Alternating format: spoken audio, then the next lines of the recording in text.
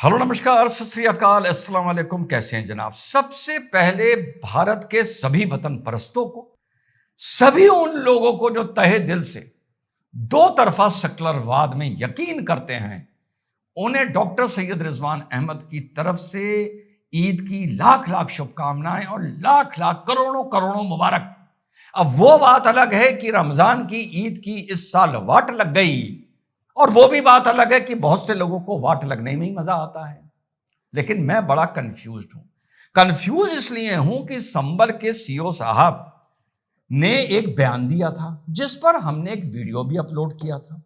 उस वीडियो में वो ये कहते हुए नजर आ रहे थे कि भैया देखो, ऐसा है, बाहर की लकड़ी ना पकड़ो, तुम्हारा ईरान से क्या मतलब, हम हिंदुस्तान में रह रहे हैं, यहां पर कोई कानून व्यवस्था अगर बिगाड़ी तो मैं लाठी तोड़ दूंगा, सीधा कर दूंगा। और जिनको ज्यादा ईरान से मोहब्बत है, वो जो जहाज जा रहे हैं वहां से ईरानियों को, भारत के वहां फंसे ईरानियों को लाने के लिए तुम्हें अगर शौक है तो तुम यहां से ईरान चले जाओ। तो इस पर भाई बड़ा विवाद हो गया। जब संबल का जिक्र आया तो यह भी जिक्र कर दूं कि संबल में भी कुछ प्रदर्शन हुआ है। मुस्लिम भाइयों ने, विशेषकर शिया भाइयों ने नमाज के बाद ये लड़ाई को लेकर ईरान की, इजराइल की, इसको प्रदर्शन किया है। चलिए वो अलग बात है। तो ये सीईओ साहब का बयान आया था, हमें यार यहां के संबल के सीईओ और आसिम मुनीर आपस में रिश्तेदार हैं। अब तुम लोग कहोगे ये मजाक करने लगते हैं। अबे नहीं भाई, यही चीज जो सीईओ ने बोली समझाने के लिए, यही बात आसिम मुनीर ने ईद से एक दिन पहले शिया उलेमाओं को दावत पर बुलाया, रोजा इफ्तार पर बुलाया। जब वहां पर 50-100 जमा हो गए शिया उलेमा, तो वहां पर आसिम मुनीर पहुंचते हैं और 1 घंटे की तकरीर करते हैं। अब भैया वो तो हाफिज भी हैं, फील्ड मार्शल भी हैं, तो बड़ी लंबी तकरीर करी, 1 घंटे की तकरीर करते हैं। और उस तकरीर में आखिर में आते आते ये बोल देते हैं कि ईरान से ज्यादा मोहब्बत है तो ईरान चले जाओ, पाकिस्तान में रह रहे शियाओं को। और साथ में ये भी बोल देते हैं कि जो कराची में यूएस काउंसुलेट के टाइम पर हुआ था, बवाल हुआ था, गोली चली थी, पाकिस्तान में बवाल करने की कोशिश ना करना, वरना भेज दिया जाओगे जेल में या भेज दिया जाओगे ईरान। और मजे की बात बताऊं साहब, ये फैक्ट बता रहा हूं मैं, कि जब वहां के उलेमाओं ने चाहा कि हमें उनकी बोली बात पर कुछ कमेंट करने का, रिस्पॉन्स करने का मौका मिले, तो प्रोटोकॉल में ये इजाजत तक नहीं दी गई कि ना, मुनीर आया है बोल के जाएगा, इसकी सुनो बस। अब जब ये वाला किस्सा सामने आया तो साहब अब हमारे देश में बहुत से लोग कह देंगे हमें पाकिस्तान से क्या मतलब। अब इसी मुद्दे पर, पाकिस्तान को लेकर और मुसलमान को लेकर, भैया मैं बड़ा कंफ्यूज हूं। मैं इस मारे कंफ्यूज हूं कि कौन किसको कह रहा है कि वो मुसलमान नहीं है। मुझे यार समझ ही नहीं आ रहा। मुसलमान भाइयों, ईद के दिन मेरी कुछ मदद करो यार, मैं बहुत कंफ्यूज हूं। अब जब मुनीर की बात सुनी हमारे चार मीनारा के सांसद साहब ने, तो सुनिए कि मुनीर को चार मीनारा के सांसद साहब ने गैर इस्लामी घोषित कर दिया। सुनिए क्या बोले। हमारा पड़ोसी पाकिस्तान भी इजराइल का छोटा भाई है। ये दोनों ऐसे मुमालिक हैं जो उनके पड़ोसियों को सुकून से कभी रहने नहीं देंगे। बमबारी पाकिस्तान अफगानिस्तान में किया और 400 लोगों को मार दिए, 400 लोगों को।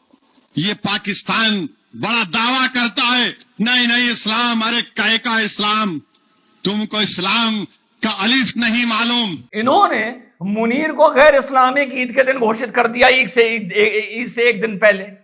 उधर मैंने आपको यह प्रोग्राम दिखाया था कि सऊदी अरेबिया के फॉरेन मिनिस्टर ने ईरान को गैर इस्लामिक डिक्लेयर कर दिया। यह कहा कि आज तक ईरान ने इस्लाम के लिए क्या कहा है, क्या है, और अपनी अपनी तरीके से अपने अपने प्रॉक्सी आतंकी गुटों के जरिए, चाहे वो हिजबुल्लाह हो चाहे वो हुती हो, पूरे इस्लामिक वर्ल्ड को डिस्टर्ब करने की कोशिश की है।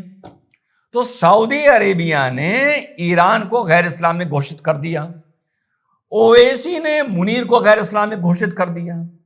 मिडिल ईस्ट वाले, हम इस साइड के मुसलमानों को पहले ही गैर इस्लामिक घोषित कर चुके हैं। हंसते हैं वो। इसके साथ साथ एक शिया उलेमा का एक वीडियो वायरल हो रहा है।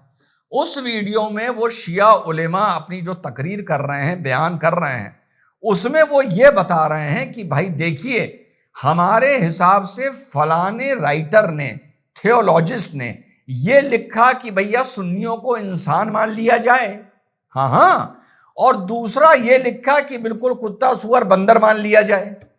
तो शिया समुदाय में बतौर ये उलेमा जो हैं, मैं नहीं कह रहा भैया मुझे कुछ मत कहना, मैं तो कंफ्यूज्ड हूं, मेरी तो मदद करो आप लोग। वो ये कह रहे हैं कि कुछ लोग तो सुन्नियों को इंसान मानने को तैयार हैं, और बहुत से शिया जो राइटर्स हैं वो सुन्नियों को इंसान मानने को ही तैयार नहीं है, चूहा कुत्ता बिल्ली ये सब मान लेते हैं। तो इस टाइम ईद के समय पर देश में वाकई बहुत बड़ा, दुनिया में बहुत बड़ा कंफ्यूजन है कि यार वाकई ये बताओ कि मुसलमान है कौन। और साथ साथ एक खबर जो ईरान से आई, उसने बताया कि नौरोज के दिन वहां पर सेलिब्रेशन चल रहे थे ईरान में। क्या है नौरोज? जो पारसियों का न्यू ईयर है, जो ईरान पहले था आतिश परस्त काफिर पारसी, उनका न्यू ईयर होता है नौरोज। तो ईरान में नौरोज की खुशियां बनाई जा रही थी, उस टाइम इजराइल ने उन पर अटैक कर दिया, जिसकी इजराइल ईरान में बड़ी निंदा हो रही है। अब वो लोग भूल गए कि इजराइल जब भी अपना कोई त्योहार मनाता है उस पर हम जाके भाई लोग अटैक कर देते हैं, तो लोग कहते हैं नहीं भैया ये तो अलग बात है, ये तो हमारा हक है अटैक करने का। एनीवे, पॉइंट पकड़ के जो लाया हूं यार, ये देखो कि ईरान में अपनी संस्कृति को सलाम करते हुए, अपनी पुरानी संस्कृति को मानते हुए अभी भी नौरोज का नया न्यू ईयर बनाया जा रहा है आतिश परस्तों का। इसका मतलब एक बात तो तय हो गई, चाहे इंडोनेशिया हो चाहे ईरान हो, कम से कम ये अपने पूर्वजों का इतना सम्मान कर रहे हैं, अपनी संस्कृति का कर रहे हैं। इसी तरह जो इजिप्शियन न्यू ईयर होता है वो भी आज की तारीख में मिस्र में बनाया जाता है। तो इसका मतलब ये लोग कम से कम उन लोगों से तो बेहतर हैं जो आज अपनी संस्कृति भूलकर पराई संस्कृति को जबरदस्ती घुसकर अपना बनाने की कोशिश करते हैं। जहां घुसते हैं वो धुतकार देता है, लेकिन यहां की संस्कृति को अपनी मानने को तैयार नहीं है। तो जहां ईरान से इतनी मोहब्बत है, तो मेरे भाई ईरान से ये भी सीख लो कि वो अपनी आतिश परिश्तों के वक्त का जो न्यू ईयर था, नया साल था, वो आज भी बना रहा है। तो इससे ईरान से एक चीज जरूर सीख लो, और मुझे यकीन है कि मॉडर्न न्यू ईयर भी बनाओ, इस्लामिक न्यू ईयर भी बनाओ, और साथ में भारतीय न्यू ईयर भी बनाओ जो अभी एक दिन पहले निकला है। इसको नहीं बनाया इस बार, कोई बात नहीं, अगली बार जरूर बनाना और मुझे जरूर बताना कि साला ये असली मुसलमान है कौन। मुझे कहते हैं मैं असली नहीं हूं, मैं इनको कहता हूं ये असली नहीं है। नहीं नहीं नहीं नहीं, मेरे हिसाब से ये सारे के सारे असली हैं, क्योंकि सारे के सारे कंफ्यूज्ड हैं। मैं ही मुनाफिक हूं क्योंकि कम से कम माइंड में क्लैरिटी है और मैं कंफ्यूज नहीं हूं। I am proud to be a मुनाफिक। जय हिंद, वंदे मातरम, खुदा हाफिज।